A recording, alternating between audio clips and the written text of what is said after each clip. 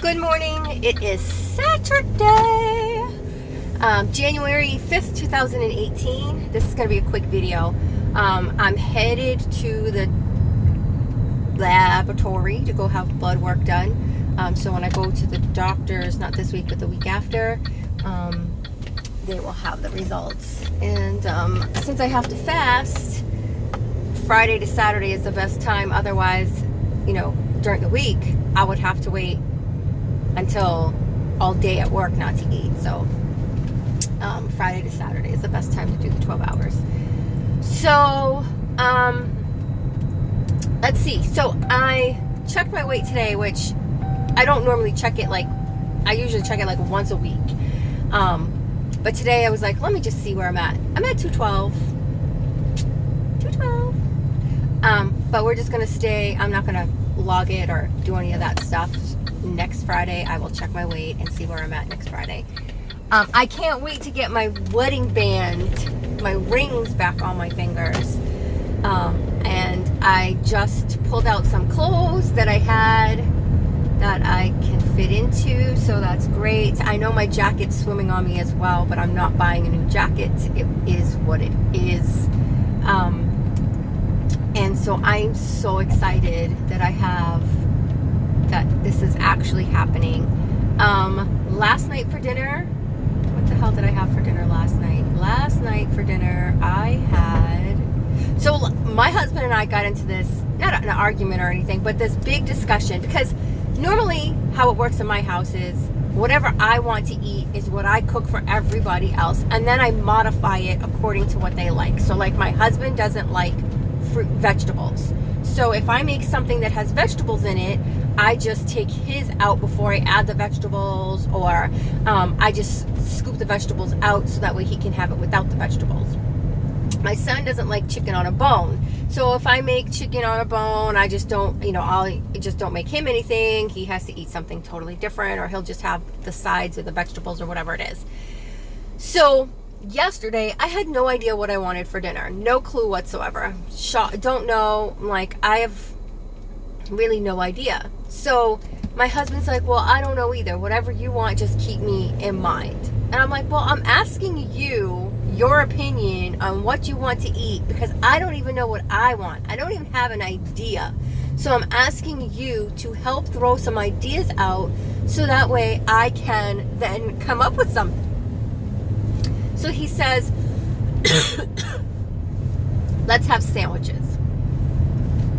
Okay, let's have sandwiches. So that means he wants to have turkey and cheese sandwich, and that means that I have to have something other than that. So then I call him when I'm on my way to the store and you want sandwiches? And he's like, yeah, not really. I'm like, well, then what is it that you want? He's like, well, I'm going to pick fast food. He's like, I'm going to say something fast food like KFC. And I'm like, okay, but I thought we were supposed to be doing better than, that. Not having the same, being on a different tip. We're on something different, on a different path. We're trying to eat healthy. And he's like, but that's what you want. See, that's the problem. You ask my opinion, I tell you my opinion, and it's not gonna. And it's like, you know what? Fuck you. We're supposed to be doing something totally different. I asked your opinion with knowing that we're supposed to be selecting something different to be eating, not the same bullshit that we've been eating all this time. See, he's not on the same page as me. That's the problem. So then he was like, he tried to twist it and make it into me making it a big deal. I'm like, if you want KFC, I'll go get you fucking KFC, and I'll make myself something else to eat. That's not a big deal. It's just annoying that I'm asking your opinion and you don't want to contribute with something healthy. You want to contribute with some bullshit. So we just had chicken fingers, homemade chicken fingers the other day. If that's not good enough for you, well, then I don't know what to tell you. So then he's like, no, we'll just have sandwiches. So I rolled my eyes, and he's like, see, that's not even good enough, because I can't eat sandwiches. You want to eat something that I can't eat again. So you need to change your mindset. If we're in this together, you need to be in it together, not halfway. If you're in the boat with me, then you need to be fully in the boat, not half in the water, half in the boat. It doesn't work that way. So whatever, at the end of the day, I made him his turkey and cheese sandwich, and all I had was salami and cheese wrapped up in a roll. I can't have pickles yet because I can't have, raw fruits. So, or vegetables, and a cucumber is a vegetable, I think. I believe it's a vegetable or a fruit, but it's one of those. So obviously I can't have that. So all I had was salami and cheese wrap with nothing. And then, of course, one piece of cheese and one piece of salami filled me up, so it was fine. But it's still the point that, he's on the bullshit. And there's absolutely, it's supportive. Like, he has no problem throwing those darts at me when I say I want to eat. And then he's like, but that's not healthy. That's not this. That's not that. You're trying to do better. Blah, blah, blah. But when I'm asking for his opinion, it doesn't work that way. He gives me what he wants, because he's still eating the bullshit. He's still eating chips. He's still eating Smarties. He's still eating, gummy bears, and he's still eating all that stuff. And I'm turning it away. I'm saying no, like literally saying no, even though it's in my face and I want it. I'm saying no. I'm having that willpower, and I'm saying no.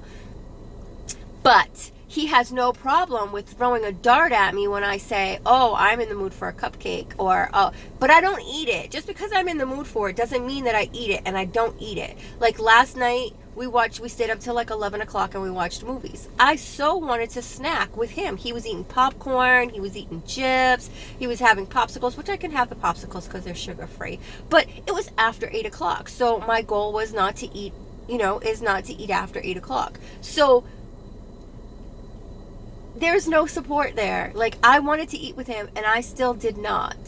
And so if I once in a while say, oh, I want to have this or I want to have that, he will sit there and say, you can't have that. Remember, it's not good for you. Blah, blah, blah. Like, you know what? Fuck you. When you start preaching when you start practicing what you preach, then you can start throwing darts at me. Until then, you got to hold those darts because they ain't working, baby. So anyway, so now I had salami and cheese last night for dinner, and when I go home, I'm gonna try. I have to go to the store to go get some blueberries, but I'm gonna try to make some keto friendly blueberry muffins this weekend, for something so that way for breakfast I have other things. Like I said the other day, I went online and I found a bunch of recipes for the next 7 days, and so that's gonna be, my goal is to do just 7 days at a time, because if I do more than 7 days, and 7 days is pushing it, if I do more than 7 days, it's not going to work. Now, one of the things that I did print off was a pinwheel, which was, salami and cheese and cream cheese. And you like put the cream cheese, I don't know, I have to read how it's done, but like you put the cream cheese on,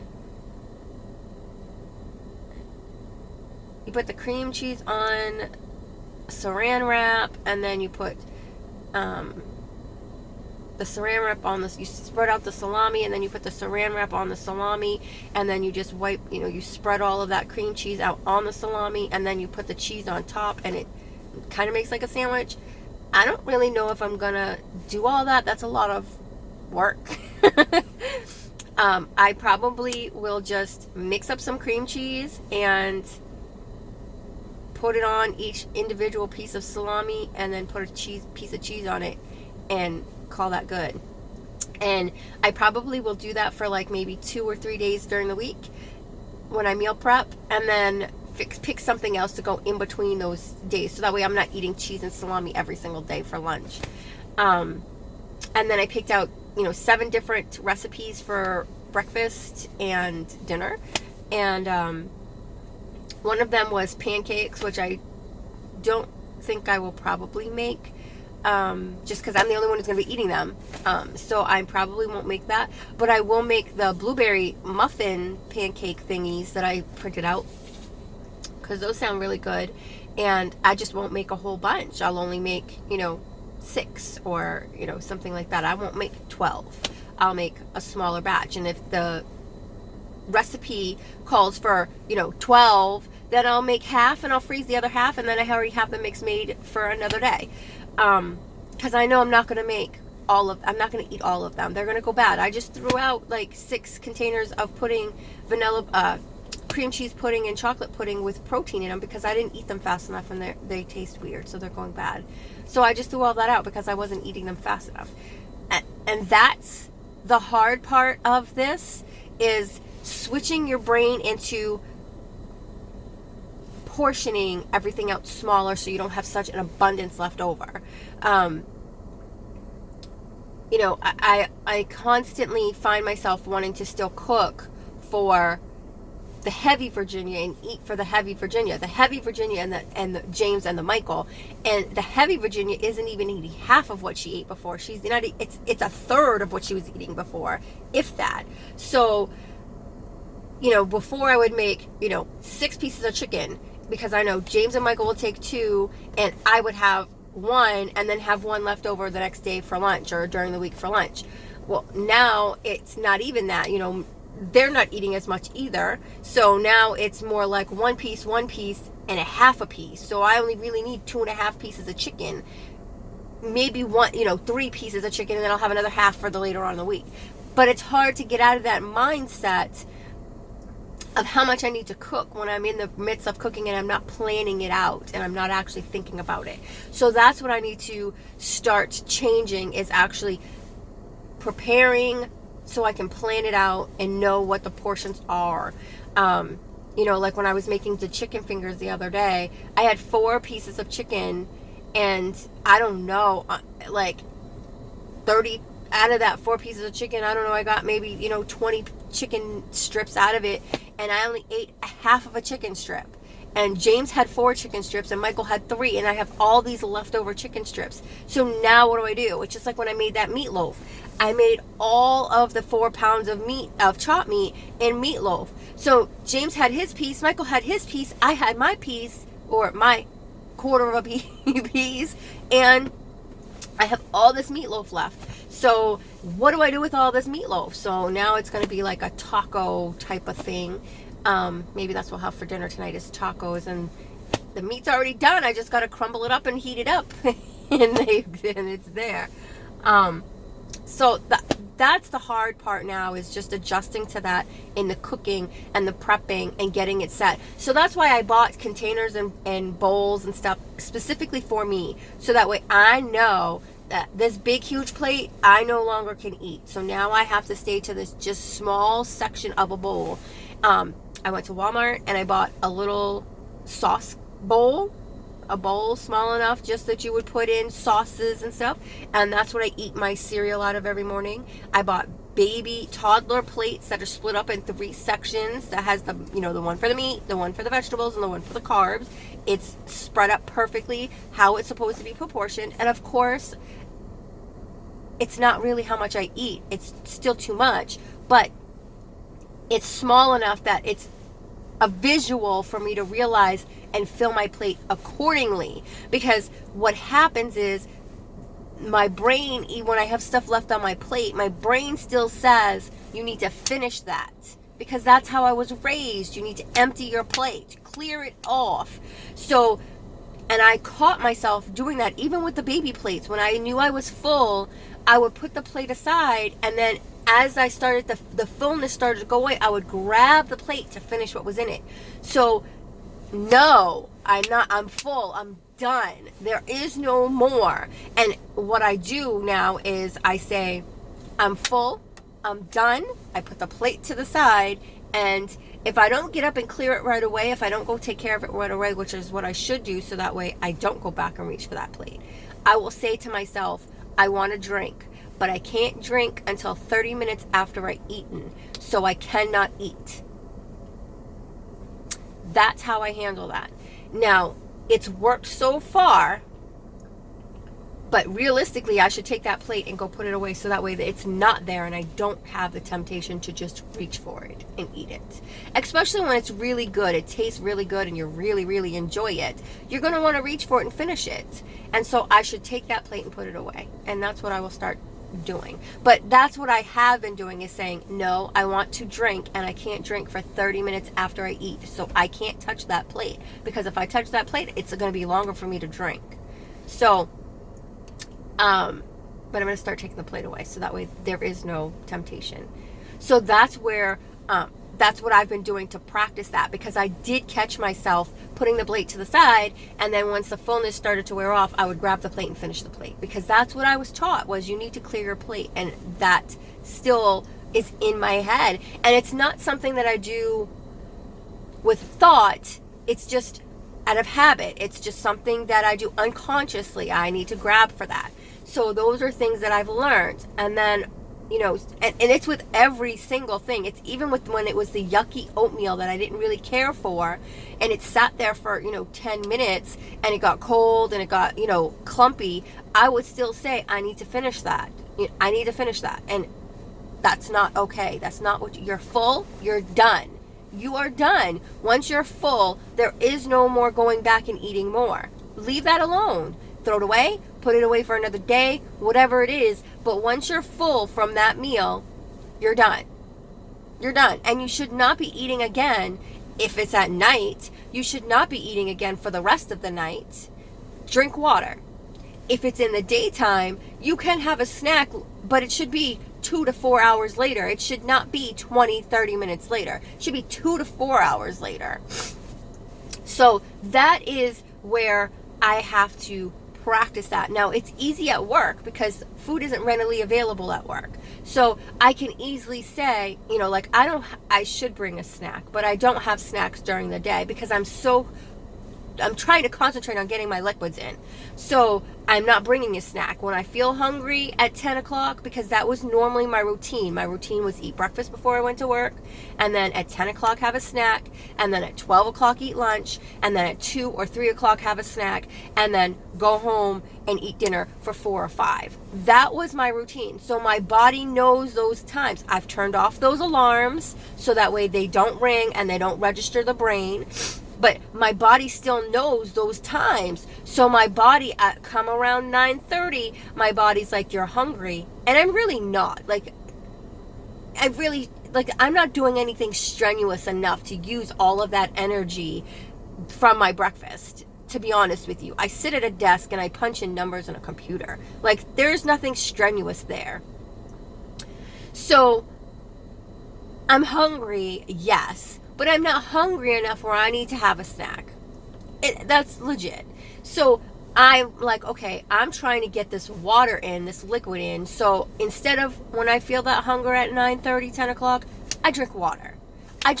That's when I'm drinking my water. Because I need to get that liquid in. And if I'm eating, I'm lacking the liquid. I'm taking more time away from getting that liquid in. So I need to get that liquid in. Maybe I should put popsicle in. That will solve that problem of being hungry and the liquid. But I'm already cold at work, so I don't want to push the button, the problems. So that's another thing is, I'm trying to get out of that routine of having a snack at 10, having a snack at 2 or 3. No, unless you're really working strenuously, there's no need for that. Like at lunchtime when I eat my lunch, I'm pretty much well set until about 4 o'clock. When I get home at 4 o'clock, that's when my belly's like, okay, you're hungry. But that's a 3-hour difference from 12 to 4. That's a 3-4 hour difference. So, okay, that's understandable for me now to be hungry for dinner. But from 8 to 10, there's no, if I eat at 6 o'clock to 10 o'clock, that's a 4-hour window. Absolutely. I should feel a little hungry, but I'm trying to get them liquids in. I'm not trying to eat. So that's where that's at. But it's all changing your mind, and it's one thing at a time. And so right now, and you have to be aware of what you're doing. You have to be aware of what you're doing. I was aware that I was grabbing the food. And so then I would not really overfill myself, but I would feel full for longer instead of feeling satisfied, because you're full. Okay, so now you're full and you're like, ooh, that feels good. And then afterwards you should be satisfied. No hunger, no nothing. You should just be, okay, I'm fine. I don't need to eat. But that wasn't what I was doing. I felt satisfied and I felt fine, but because the plate still sat there, I wanted to finish it. And that's not okay. That's where the problems comes in, to start overeating, because now you're going to eat more. Now you want to fill longer, and then so now you're going to start eating, later on in the night, and it's just going to continue to progress.